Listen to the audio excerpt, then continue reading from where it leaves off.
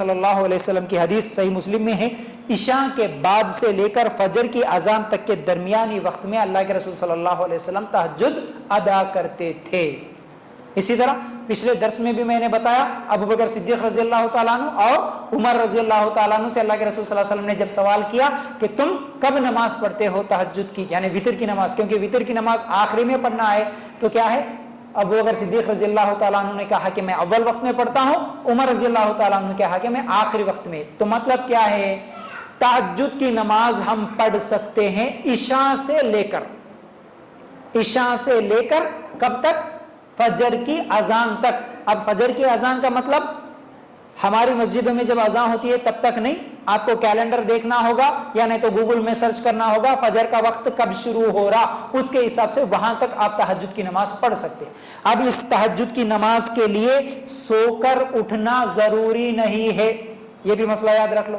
تہجد کی نماز کے لیے بہت سارے لوگ یہ سمجھتے ہیں، یہ بولتے بھی نہیں، سو جانا کہتے، سونے کے بعد پھر اٹھنا کہتے، جویش پڑھنا، نہیں، ایسا کچھ بھی نہیں، سو کر اٹھنا ضروری نہیں ہے۔ آپ عشاء پڑھے، تھوڑی دیر اگر جاگے، اس کے بعد تہجد پڑھے، یا 10 بجے 12 بجے تک جاگے، کبھی کہیں پر کیا ہے مسئلہ تھا، کام تھا، آپ بہت دیر تک جاگے اور پھر تہجد پڑھے پھر سو گئے، ایسا بھی کر سکتے، یا نہیں تو سو گئے پھر رات کو کبھی آنکھ کھلی 12 1 2 بجے کبھی بھی اٹھے، تب جا کے بھی پھر آپ تہجد کی نماز پڑھنا چاہے تو پڑھ سکتے ہیں، اس بات کو بھی یاد رکھ لیں۔ اچھا، یہ تو وقت ہو گیا۔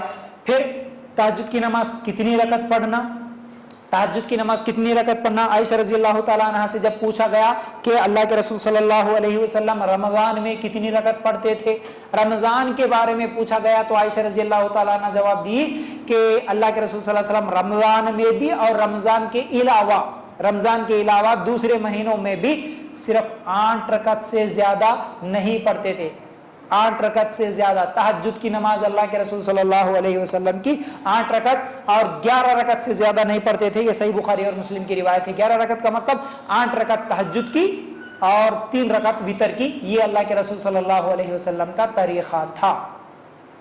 سمجھ گئے، یہ تہجد کی رکعت۔ اچھا، میں وتر کے مسئلوں میں یہ بھی بات بتا دیا، اس کو بھی یاد رکھ لو، وتر کی نماز تہجد کے بعد پڑھنا ہوگا۔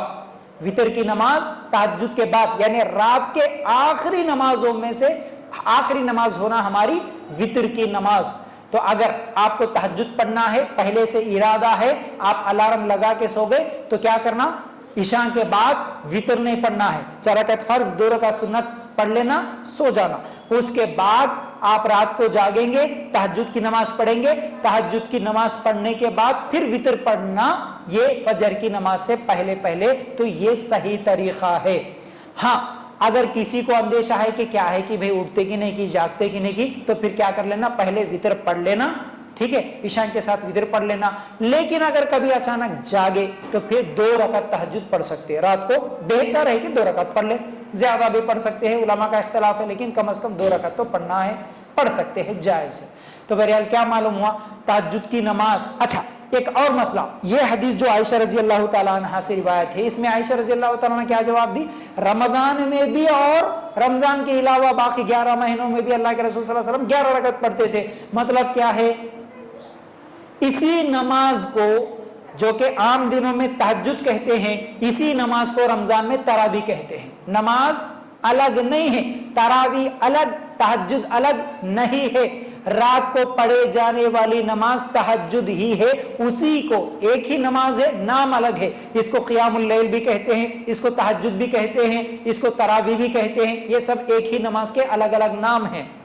اچھا، 20 رکعت پڑھتے نا پھر رمضان میں، آپ کی مرضی پڑھ سکتے ہیں، کیونکہ نفل نمازیں ہیں، 20 پڑھو، 20 ہی کیوں پڑھتے، 40 بھی پڑھو، 30 بھی پڑھو، 50 بھی پڑھو، طاقت ہے 100 بھی پڑھو، مسئلہ نہیں ہے، آپ جتنی زیادہ پڑھنا چاہیں پڑھو، کوئی مسئلہ نہیں۔ لیکن سنت طریقہ اللہ کے رسول صلی اللہ علیہ وسلم جو ہمیشہ پڑھتے تھے وہ کتنی، 8۔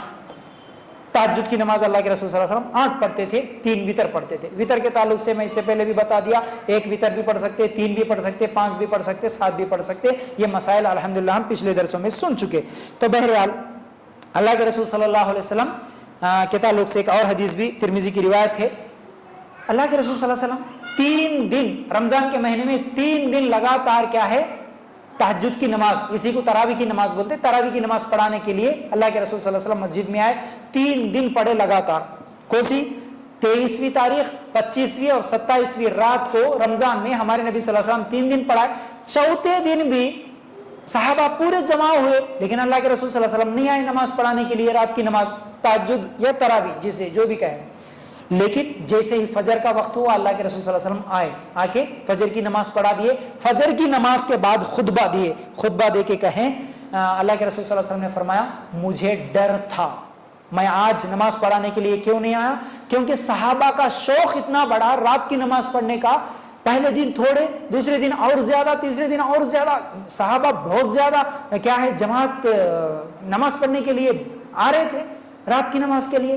تو چوتھے دن اللہ کے رسول صلی اللہ علیہ وسلم نہیں آئے اور خطبہ دے کے بولے کہ دیکھو مجھے اندیشہ تھا کہیں تمہارا یہ جذبہ دیکھ کر اللہ تعالیٰ تم پر یہ نماز فرض نہ کر دے، اس لیے میں چوتھے دن نہیں آیا. چوتھے دن صحیح بخاری اور مسلم کی روایت ہے، اس لیے میں نہیں آیا کہیں اللہ فرض نہ کر دے.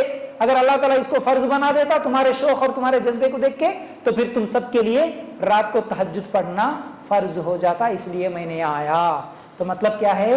تہجد کی نماز جماعت کے ساتھ بھی پڑھ سکتے، اکیلے بھی پڑھ سکتے، اکیلے بھی پڑھ سکتے، جماعت کے ساتھ بھی پڑھ سکتے ہیں. یہ کیا ہے؟ صحیح مسلم کی روایت اور بہت ساری دوسری